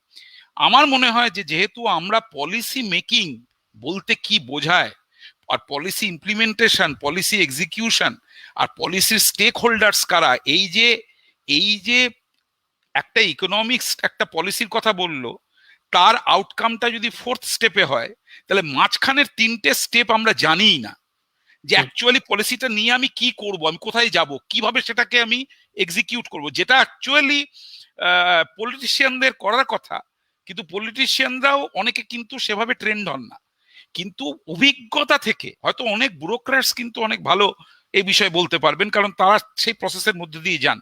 ওই প্রসেসটার মধ্যে না অর্থনীতিবিদদের থাকতে হয়। যে কারণে এখন একটা জিনিস তোমায় বলি যে এভিডেন্স বেসড রিসার্চ বলে এখন যেটা খুব পপুলার হয়েছে তোমার একটা হচ্ছে, কিন্তু তুমি একটা জিনিস খুব ভালো করে দেখবে যে এভিডেন্স বেসড রিসার্চের অনেক গ্রুপসে আজকাল বলে যে এভিডেন্স বেসড রিসার্চ আমরা করছি, বিভিন্ন এম্পিরিক্যাল কাজ, এক্সপেরিমেন্টাল কাজ, তার মধ্যে এটা আসছে, এবং অনেকটা প্লাম্বারের মতো কাজও হচ্ছে, অনেকটা জায়গায় তত্ত্বের কাজও হচ্ছে, বড় পলিসির কথা ভাবা হচ্ছে, ছোট পলিসির কথা ভাবা হচ্ছে। এইবার তুমি যদি ভালো করে একটা ক্রস চেক করো, তাহলে দেখবে কটা দেশের সরকার সেই পলিসিগুলোকে ইমপ্লিমেন্ট করছে। অর্থাৎ সবাই তো এভিডেন্স বেসড রিসার্চ দেখাচ্ছে, তাহলে যদি এভিডেন্স বেসড রিসার্চের কত পার্সেন্টেজ অ্যাকচুয়ালি কিন্তু ইমপ্লিমেন্টেড হলো, ইমপ্লিমেন্ট যখন হচ্ছে নিশ্চয়ই একটা কমন সেন্স থেকে হচ্ছে, কিছুটা জ্ঞান বাড়ছে তার জন্য হচ্ছে, কিন্তু সব এভিডেন্স বেসড রিসার্চ কিন্তু সরকার অ্যাকসেপ্ট করে না বা মানুষ অ্যাকসেপ্ট করে না, কারণ আলটিমেটলি সরকার জানে যে মানুষ অ্যাকসেপ্ট না করলে আমার পক্ষে খুব মুশকিল আর কি। সুতরাং সেখানেও একটা গ্যাপ থাকে, কারণ আমরা প্রসেসগুলো বুঝতে পারি না। যেমন আমি যদি মনে করি যে কোটা তুলে দেব, আমি একটা খুব কংক্রিট এক্সাম্পল বলছি, যে পড়াশুনোয় কোটা তুলে দেবো, এটা একটা করে ছিল, তুমি জানো হয়তো যে রিজিওনাল আমাদের স্টেট গভর্নমেন্টের একটা কোটা একটা ইউনিভার্সিটি ছিল, অনেক বেশি কোটা ছিল একটা ইউনিভার্সিটিতে, সেই ইউনিভার্সিটির আন্ডার গ্রাজুয়েটই পড়তে পারতো আর কি। যাই হোক 2011-13 সাল নাগাদ আমি কিছু কাজকর্ম আমাদের যখন করা হচ্ছিল তখন আমরা এটাকে তুলে দেওয়ার চেষ্টা করি। আমরা যখন বলি যে যারা আন্ডার গ্রাজুয়েট করেছে বিভিন্ন বিশ্ববিদ্যালয়ে, তারা অন্য বিশ্ববিদ্যালয়ে কেন পড়তে যেতে পারবে না, কমন এন্ট্রান্স টেস্ট হোক এবং একটা হোক, তাতে যাতে বাইরের মানে আমাদের প্রত্যন্ত জায়গার ইউনিভার্সিটির ছেলেপুলেরাও তো ভালো জায়গায় পড়তে পারবে না, কেন আমরা কেন কোটাটা ধরে রাখবো। এবং এই বিষয়ে যাদবপুর এবং কলকাতা বিশ্ববিদ্যালয়ের নামই উঠে এসেছিল, কারণ তারা তারা এবং এফেক্টিভলি সেখানে আমি এস্টিমেট করে দেখেছিলাম যে 95% ওপরে কোটা আছে। মানে আলটিমেটলি কলকাতা বিশ্ববিদ্যালয়ের আন্ডার গ্রাজুয়েটই কলকাতায় এমএমএসসি পড়বে, আবার আর যাদবপুরের ক্ষেত্রে তো ওটা ইন্টিগ্রেটেড ছিল। সেটার থেকে আস্তে আস্তে তো সেটা নিয়ে একটা একটা প্রচেষ্টা সেই সময় চলে আর কি। কিন্তু প্রচেষ্টা চলবার সময়, এবং এই প্রচেষ্টাটা কিন্তু একেবারে অর্থনীতি শাস্ত্র ধরে, তার কারণ হচ্ছে যে কেন তুমি ডিসক্রিমিনেট মানে মানে কেন সে ওখানে সুযোগ পাবে না। এইবার এটা যখন প্ল্যাটারে ফেলা হলো, থালায় দেওয়া হলো গভর্নমেন্টকে যে এটা এইভাবে করতে পারি, সেই সময় দেখা গেল যে অ্যাকচুয়ালি একটা প্রশ্ন উঠে আসছে যে প্রত্যন্ত জায়গার বিশ্ববিদ্যালয়ের স্বায়ত্ত শাসনের কি হবে, অর্থাৎ সে কোন ছেলে মেয়েকে নেবে, সে কোন ছেলে মেয়েকে নেবে না, সেখানে আমরা কিন্তু হাত দিয়ে ফেলছি। মানে এতদিন যেটা বিশ্ববিদ্যালয় করতো আমরা কিন্তু একটা কমান্ডিকনের মতো সেখানে হাত দিয়ে ফেললাম। তার ফলে একটা ট্রেড অফ কোথাও আছে, অর্থাৎ এটা করতে গিয়ে কিন্তু আমরা বুঝতে পারলাম যে ওই ট্রেড অফটাকে কিন্তু তুমি ইগনোর করতে পারো না। সেটা এক ধরনের ট্রেড অফ আছে, কিন্তু তার এগেনস্টে তুমি তোমার বক্তব্য দিতে পারো যে না, এটাতে শুধু বললে তো হবে না, তাহলে একটা বৈষম্যকে প্রশ্রয় দেওয়া হচ্ছে বা কিছু একটা। সেইটা করে কিন্তু আজকে একটা ওই 60-40 রুল বলে, যেটা 100 থেকে 60-40 হয়ে যায়। ইস্যুটা সেটা নয়, ইস্যুটা হচ্ছে যে আমি কোন অর্থনীতির লোক হিসেবে একটা পলিসি ঠিক করতে পারি, কিন্তু আমার যদি কোনো আইডিয়াই না থাকে যে সরকারের জন্য আমি পলিসিটা সাজেস্ট করছি সেখানে অ্যাকচুয়ালি পলিসিগুলো কিভাবে on the ground level implemented হয়, এক্সিকিউট হয়, কি বডির মধ্যে দিয়ে যায়, সেখানে স্টেক হোল্ডাররা কি বলতে পারে, এগুলো কিন্তু অর্থনীতিতে আমরা পড়াশোনাই করি না আর কি। ডেভেলপমেন্ট ইকোনমিক্সের অর্থনীতিতে কিন্তু শুধু ইন্ডেক্সিং, শুধু ফর্মুলা, আর আর এটা এটা এটা করলে ওটা হয়ে যাবে, এই গোছের জিনিস কিন্তু এখনো টেক্সট বইগুলোকে প্রচন্ড ভাবে মানে সীমাবদ্ধ করে রেখেছে আর কি, দায়বদ্ধ করেনি। সেইটা আমার মনে হয় যে এটা খুব দরকার, যে কিভাবে প্রসেসটা হয়। আমরা জানি না একটা ইকোনমিক্সের ছেলেকে আমরা যে এমএ পাস করে যাচ্ছে ছেলে মেয়েদের, তাদের বলতে পারি যে একটা একটা পলিসিকে আইন করতে গেলে কি কি প্রসেসের মধ্যে দিয়ে যেতে হয়, সেটাও খুব খুব কতগুলো শিক্ষণীয় ব্যাপার বলে আমি মনে করি। আমি একটা তোমাকে জাস্ট আরেকটা সিম্পল প্রশ্ন করছি, তোমার কি মনে হয় কতদূর পর্যন্ত যেতে পারবো আমরা, সময়টা কি? জয়ন্ত কি মনে হয়? আমাদের আসলে যারা দেখছেন আড্ডা, তাদের পক্ষ থেকেও কিছু প্রশ্ন এসছে। আচ্ছা ঠিক আছে, আমি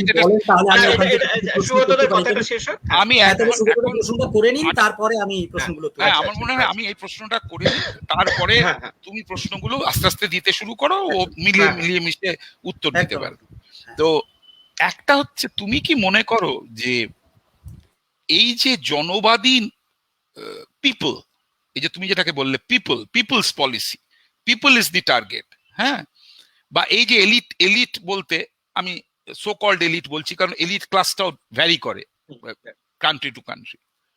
এলিট ক্লাসের সঙ্গে পিপলের যেন একটা সংঘাত আছে, সেই সংঘাতটা হচ্ছে, কিন্তু তুমি কি মনে করো না যে সংঘাতটা হচ্ছে যারা মনে করছে ওরা অনেক পায় আমরা পাইনি, এটা একটা ব্যাপার। তাহলে বৈষম্যটা আমরা যখন দেখতে পাচ্ছি সারা পৃথিবীতে, উইদিন কান্ট্রি বৈষম্য প্রচুর বেড়ে গেছে, অ্যাক্রস কান্ট্রি বৈষম্য কিছুটা কমেছে, কিন্তু উইদিন কান্ট্রি, এটা হচ্ছে খুব স্টাইলাইজড একটা এম্পিরিক্যাল ফ্যাক্ট, বৈষম্যটা দেশের ভেতরে সব জায়গায় বৈষম্য বেড়েছে। তাহলে কি তোমার মনে হয় যে একটা কোনো সম্পর্ক আছে যে বৈষম্যের অর্থনীতির সঙ্গে এই ধরনের সংঘাত, এবং তার থেকে জনবাদী অর্থনীতির যে নতুন চেহারা বা জনবাদী বক্তব্যের যে নতুন চেহারা, সেটা কি তোমার মনে হয়? এটা আমার প্রশ্ন রইল তোমার কাছে। হ্যাঁ, এটা তো অবশ্যই, মানে আমি এক কথাই উত্তর দিচ্ছি, হ্যাঁ এটা অবশ্যই।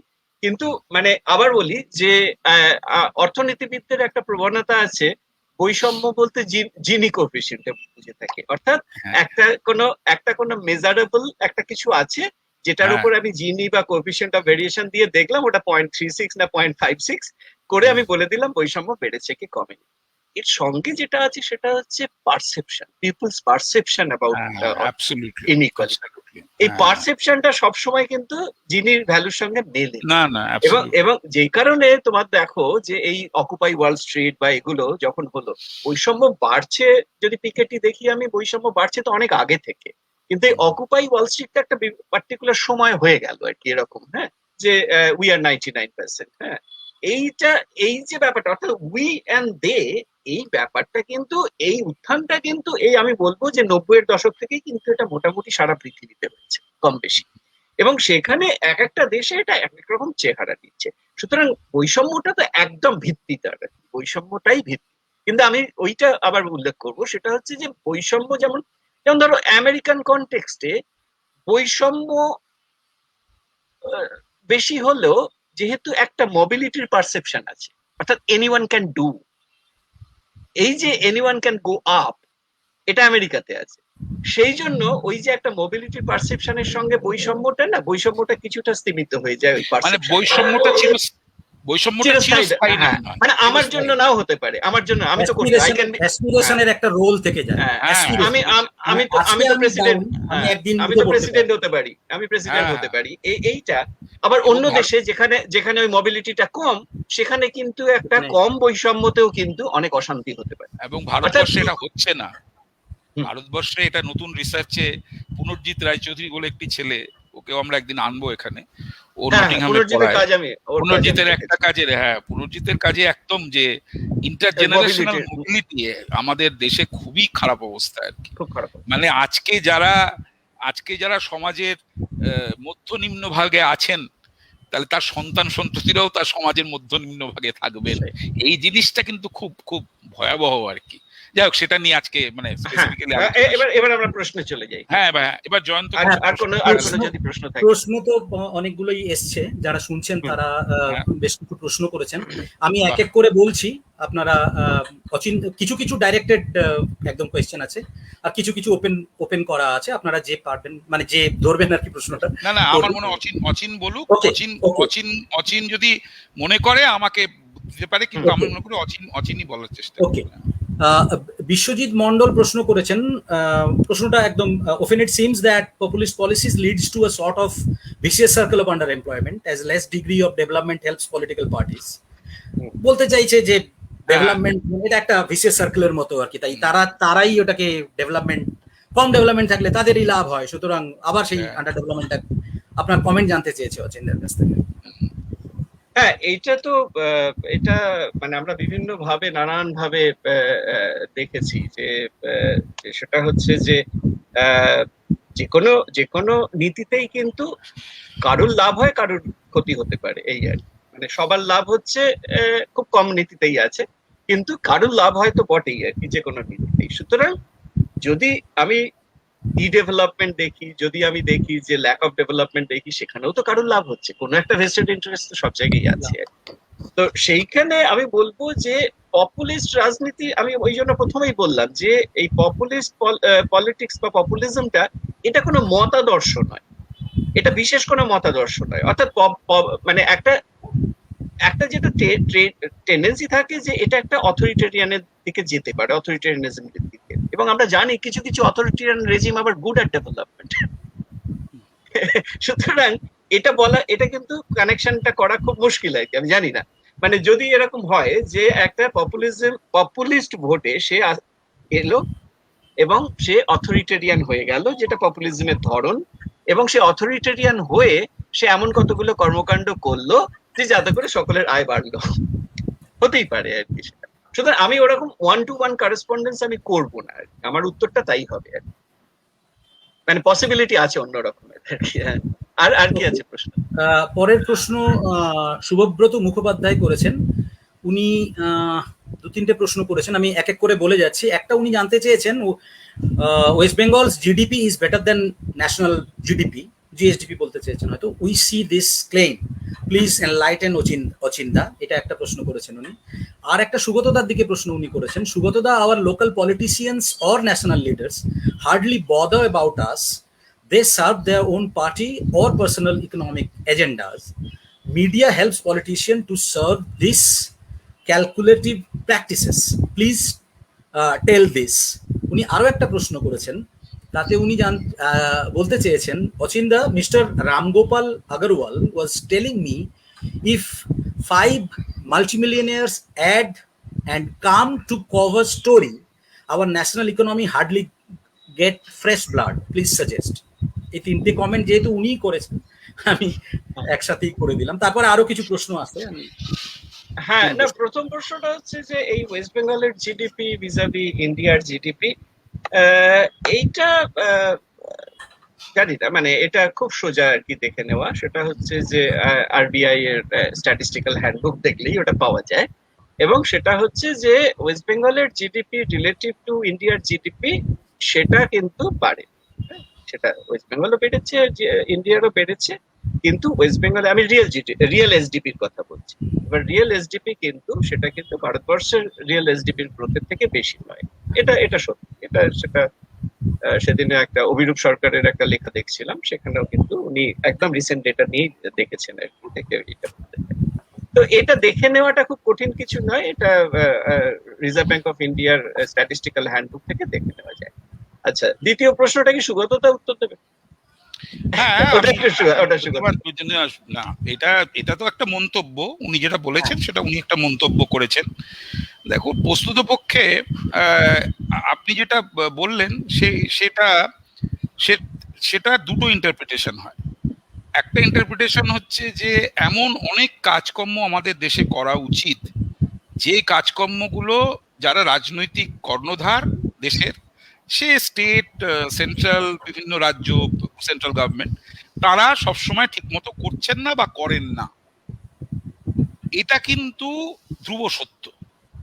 অর্থাৎ সব রকমের সঠিক কাজকর্ম যেটা এই সময় করা উচিত, বোধহয় কোনো সরকারই সেটা করেন না, এবং এই অনুপাতটা বাড়ে কমে।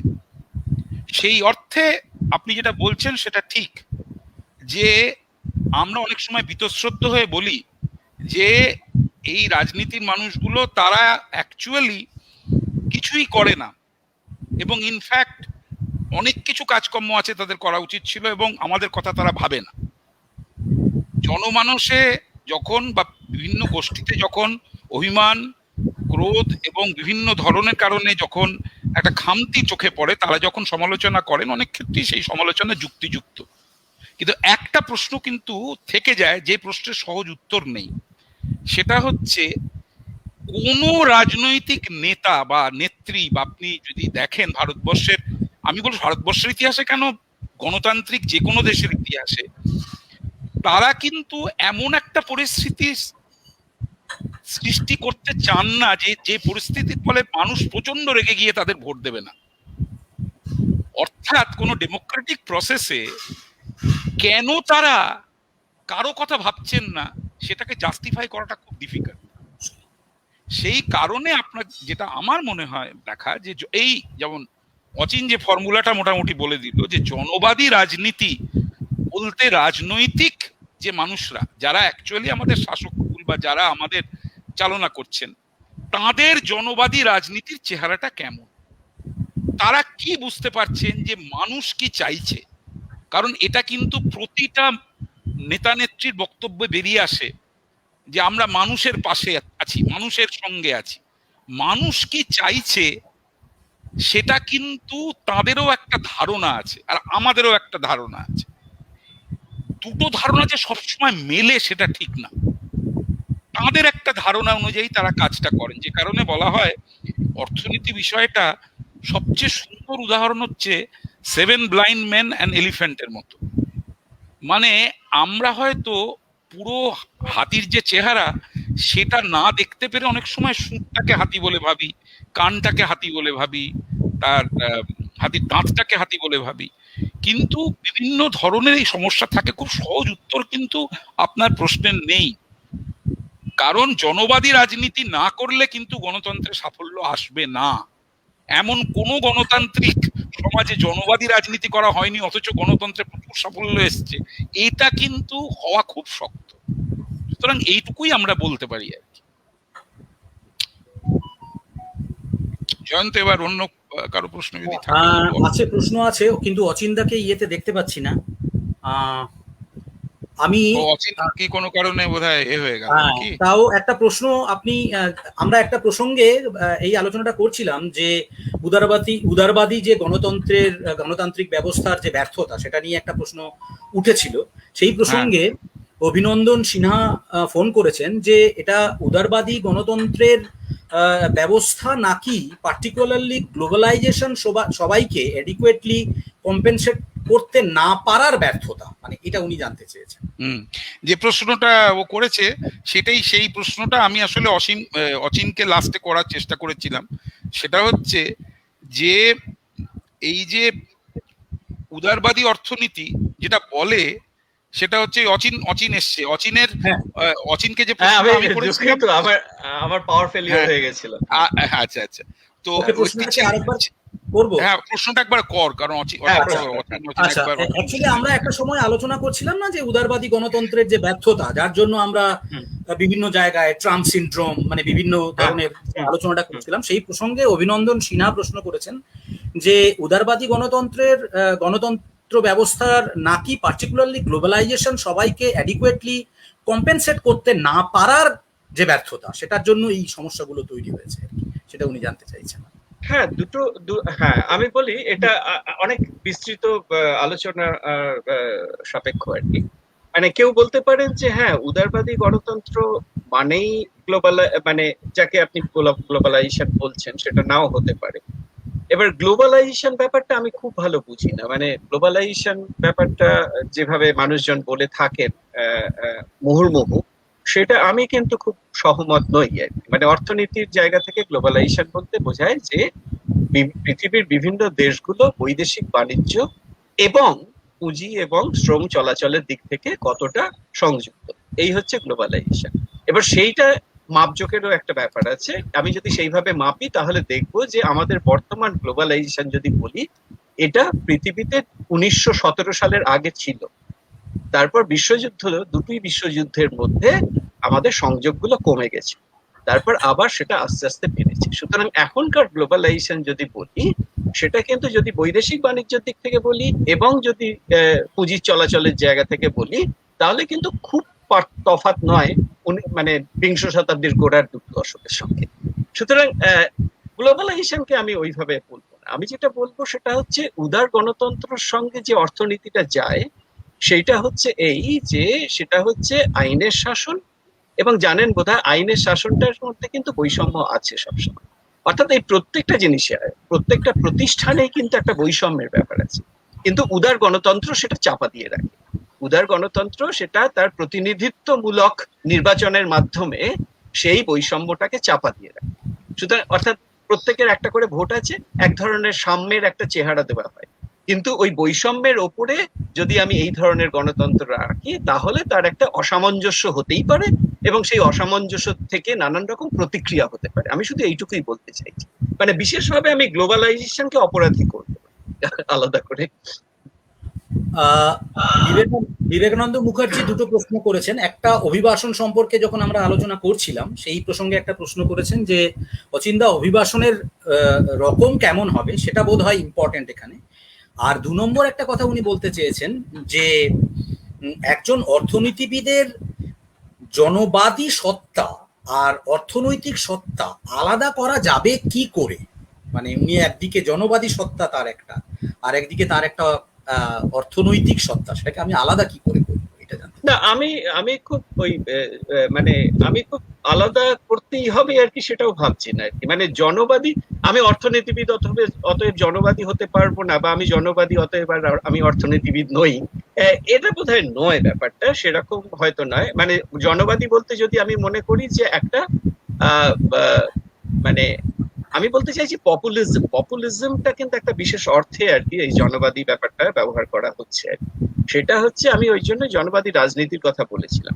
কিন্তু অর্থনীতিবিদরা তার তার তত্ত্ব, তার গবেষণাকে কতটা মানুষের কাছে গ্রহণযোগ্য করে তুলবে, এর তো কোনো সীমা পরিসীমা নেই। আমি তো মনে করি এটা সকলেরই করা উচিত হবে। সুতরাং ওখানে কিন্তু কোনো সীমা পরিসীমা নেই। কিন্তু আমি যদি বলি যে না, অভিবাসনটা খুবই খারাপ, কারণ সেটা হচ্ছে তাতে করে বাইরে থেকে লোক যদি ঢোকে তাহলে আমার দেশের মানুষজনের অবস্থা খুব খারাপ হবে, একজন অর্থনীতিবিদ হিসেবে আমি যদি এটা বলি, তাহলে আমি কিছু লোকের কাছে পপুলার হতে পারি, জনপ্রিয় হতে পারি, কিন্তু আমি অর্থনীতি করছি না তখন। সেটার অর্থনীতি করছি না আমি তখন। আমি আমি একটা প্রশ্ন আমার মাথায় এই মুহূর্তে এসছে, তাই করেই ফেলি আর কি, মানে এটা ছোট্ট প্রশ্ন, সময় অনেকটা হয়ে গেছে, আমাদের আর সময় দেওয়া যাবে না। সেটা হচ্ছে আমরা নিজেরা ইকোনমিস্টরাও অনেক সময় একটু কনফিউজড হয়ে যাই। যেমন আমরা এই যে বললাম, আমরা একটা সময় বলি তো যে ইকোনমিস্টরা তাদের পলিসি প্রেসক্রিপশন দেন, তারপর পলিটিক্যাল ক্লাস ঠিক করে তাদের প্রায়োরিটিজ অনুযায়ী সে তার মধ্যে কোনটা চুজ করবে, তার এফেক্ট কি হবে। কিন্তু একটা জিনিস খেয়াল করে দেখুন, আমরা ইকোনমিস্টরাও, মানে এটা অনেকটা মেডিকেল সায়েন্সের মতো।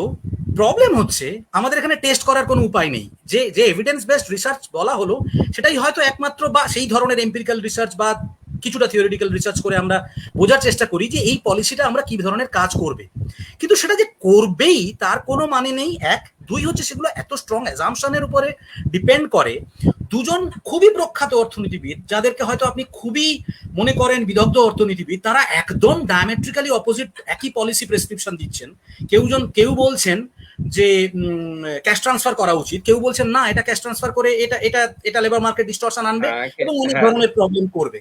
সুতরাং এখানে যদি একটা ফেয়ার ওয়ার্ল্ড হতো, যেখানে পলিটিশিয়ানরা একদম সিগন্যাল ধরে সেখান থেকে একদম ঠিকঠাক পলিসি নিতে পারতেন, তখনও কি আমরা একটা সোশ্যাল সায়েন্সের থেকে আমরা একদম পারফেক্ট পলিসি প্রেসক্রিপশন দিতে পারতাম? আমার এইটা মাঝে মাঝে আমাকে কোন বিজ্ঞান এটা দিতে পেরেছে বলো?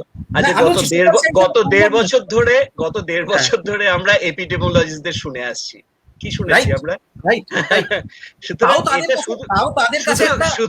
শুধু অর্থনীতিবিদদের এই দোষ নয়, এটা বিজ্ঞানের, এটা কাউকে দোষ দেওয়ার নয়। সেটা হচ্ছে বিজ্ঞান এভাবেই এগোয়। এবং যে কোনো এপিডেমিওলজিস্টের মডেল যদি দেখো, এবং তারা সবসময় বলছেন যে আমার মডেলটা এই অ্যাজাম্পশনের উপর ভিত্তি করে আমার মডেলটা। এবার কালকে যদি মানুষজন ওইভাবে বিহেভ করতে শুরু করে, তাহলে তার মডেল খাটবে না। এটা সমস্ত এপিডেমিওলজিস্ট তারা জানেন। ম্যাথামেটিক্যাল মডেল মানে তো আর ওই রকম নয় যে এটা হলে ওটা হবেই আর কি। এটা সবাই জানেন, এবার এটা বিজ্ঞানীরা ভীষণ ভালোভাবে জানেন আর। কিন্তু কথা হচ্ছে যে জনমানসে এটার প্রচার যেভাবে হয়, তাতে মনে হয় ওই তো অমুক বলেছেন যে অক্টোবরে আরেকটা পিক হবে, অতএব হবেই আর কি।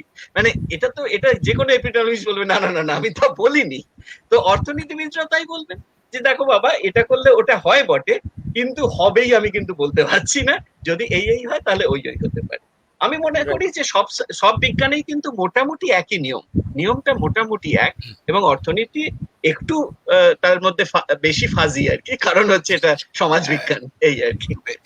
খালি একটা জিনিস আমি একটু অর্থনীতির পক্ষে বলবো, যেটা আমার মতে খুব ইম্পর্টেন্ট, সেটা হচ্ছে অর্থনীতি না তোমাকে যতটা না বেশি প্রেডিক্ট করতে শেখায়, যত না বেশি তোমাকে একটা প্রবলেম সলভ করতে শেখায়, অর্থনীতি তোমাকে একরকম ভাবে চিন্তা করতে শেখায়, এক নম্বর। এবং চিন্তা ভাবনাটা, এবং আমরা মনে করি যে কাণ্ডজ্ঞান সম্পন্ন চিন্তা ভাবনাটা কিন্তু খুব গভীর ব্যাপার। এটা শুধু অর্থনীতি হিসাবে বলছি না, কিন্তু ভালো ঐতিহাসিকেরও এরকম। হ্যাঁ, মানে তুমি যাকে খুব ভালো ঐতিহাসিক ভাবছো, খুব ভালো অর্থনীতিবিদ ভাবছো, দুজনেই কিন্তু কাণ্ডজ্ঞানহীন নাও, মানে কাণ্ডজ্ঞান সম্পন্ন নাও হতে পারে। মানে কাণ্ডজ্ঞানের একটা কিন্তু অন্য জায়গা আছে, সেইটা কিন্তু মানে খুব ভালো ঐতিহাসিক, খুব ভালো সমাজবিজ্ঞানী, খুব ভালো অর্থনীতিবিদ, সবার একটা কমন জিনিস থাকা উচিত, সেটা হচ্ছে কাণ্ডজ্ঞান। অনেক সময় যেটা আমরা দেখি, সেটা এরকম নয় যে আমি এই পলিসিটা নেব বা ওই পলিসিটা নেব কিনা। আমায় দেখতে হবে কোনো সময় একটা লস মিনিমাইজিং এক্সারসাইজ আছে, যে অ্যাকচুয়ালি আমি এমন পলিসি দুটো আমার কাছে আছে, সেই দুটো পলিসিতে একটা পলিসি দারুণ কাজ করতে পারে, কিন্তু না করলে বিশাল ক্ষতি হয়ে যাবে। এই জিনিসটা কিন্তু সরকার কোনোদিন নেন না, কারণ কারণ সরকারের কাছে সরকার এই সেন্সে ওই রিচার্ড থেলারদের মতো লস অ্যাভার্সন কিন্তু মারাত্মক। আমাদের দেশের গণতান্ত্রিক সরকারে কিন্তু একটা লস অ্যাভার্সনের কনসেপ্ট আছে, কিন্তু এই লস অ্যাভার্সনটা যদি কোনো ক্রিটিক্যাল মিনিমাম নিচে চলে যায় সরকারের, তাহলে কিন্তু সরকারি প্রশাসন চালানো খুব মুশকিল হয় আর কি। সেই অর্থে তুমি যদি দুটো পলিসি দেখো, সেটা হয়তো তুমি বলতে পারবে না যে এটা সত্যি এরকম ভাবে কাজ করবে কি সত্যি এরকম ভাবে কাজ করবে, কিন্তু এইটুকু তুমি বলতে পারবে ওই পলিসিটা যদি নিতাম এর চেয়ে আরো অনেক ভয়াবহ ক্ষতি হয়ে যেত। সেই জিনিসটা কিন্তু যদি তুমি না বলতে পারো, তাহলে কিন্তু অর্থনীতির বা অর্থনীতির ক্ষেত্রে অর্থনীতির বা ঐতিহাসিক বাস্তবতা যাচাই করার ক্ষেত্রে ইতিহাসের সব জায়গাতে এই কাণ্ডজ্ঞানহীনতা কিন্তু খুব ভয়ঙ্কর ব্যাপার। সুতরাং অনেক সময় বিষয়টা দোষ দিয়ে দিই আমরা, যে পার্টিকুলার কনটেক্সটে আমরা এই কমন সেন্সের একটা অভাব বা একটা ধরনের কাণ্ডজ্ঞানহীনতার জন্য এই জিনিসটা হয়েছে আর কি। এইটা কিন্তু মানুষের, আমি মনে করি অর্থনীতি আমার বিষয়, আমি পড়াই, আমার ধারণা সেটা সাহিত্যেও আছে, সেটা অন্য সবেও আছে, যে আমি যখন পড়াই কাউকে, আমি যখন ছাত্রছাত্রী তৈরি করি, সে একজন কাণ্ডজ্ঞান সম্পন্ন নাগরিক হবে, এটা হচ্ছে একটা মিনিমাম ক্রাইটেরিয়া। এবং সেই অর্থে আমার বিষয়টার মধ্যেও যে লজিক গুলো আছে সেটা ওই কাণ্ডজ্ঞান সম্পন্ন নাগরিকের চোখ দিয়েই সে দেখবে, সেই ক্ষেত্রে একরকম ভাবে হতে পারে। যাই হোক, আমার ধারণা আমরা অনেক আলোচনা করে ফেলেছি। হ্যাঁ, এখন মৌসুমীকে দেখতে পাচ্ছি, মৌসুমী আমাদেরকে জানান দেওয়ার জন্য ঢুকে পড়েছে। হ্যাঁ, এবার মৌসুমী বলবে। ভীষণ ভালো হয়েছে, এবং জনবাদী অর্থনীতি, জনবাদী রাজনীতি থেকে আমরা জনবাদী অর্থনীতিতেও অনেকখানি বিচরণ করেছি, এবং এটার জন্য ভীষণভাবে আমরা অচিন্তার কাছে কৃতজ্ঞ। অচিন্তা এত সুন্দর করে আমাদের আড্ডাটাকে সম্পন্ন করতে দিলেন। জয়ন্ত, তোমাকেও ধন্যবাদ, তুমি প্রশ্নগুলো এভাবে রাখলে। তো আমাদের আগামী আড্ডার জন্য আমরা সবাইকে একটু আমন্ত্রণ জানাচ্ছি। আবার আমরা নিশ্চয়ই সামনের মাসে কোনো একটা শনিবারে আমরা করব, প্রথম শনিবারই খুব সম্ভবত, সেটা আমরা জানিয়েও দেবো আমাদের ওয়েবসাইটের মাধ্যমে। এবং আমাদের অর্থ বিশ্লেষণ সম্বন্ধে যদি আর কিছু আপনাদের বিশদ জানার থাকে, আমাদের ওয়েবসাইট আপনারা দেখতে পারেন অর্থবিশ্লেষণ.in। এই বলে আজকের অনুষ্ঠান শেষ করছি। আজকের অতিথি এবং অধ্যাপক মার্জিতকেও আমাদের তরফ থেকে অনেক ধন্যবাদ। ধন্যবাদ সবাইকে, ধন্যবাদ সবাই, শুভরাত্রি, অনেক ধন্যবাদ, শুভরাত্রি। শুভরাত্রি।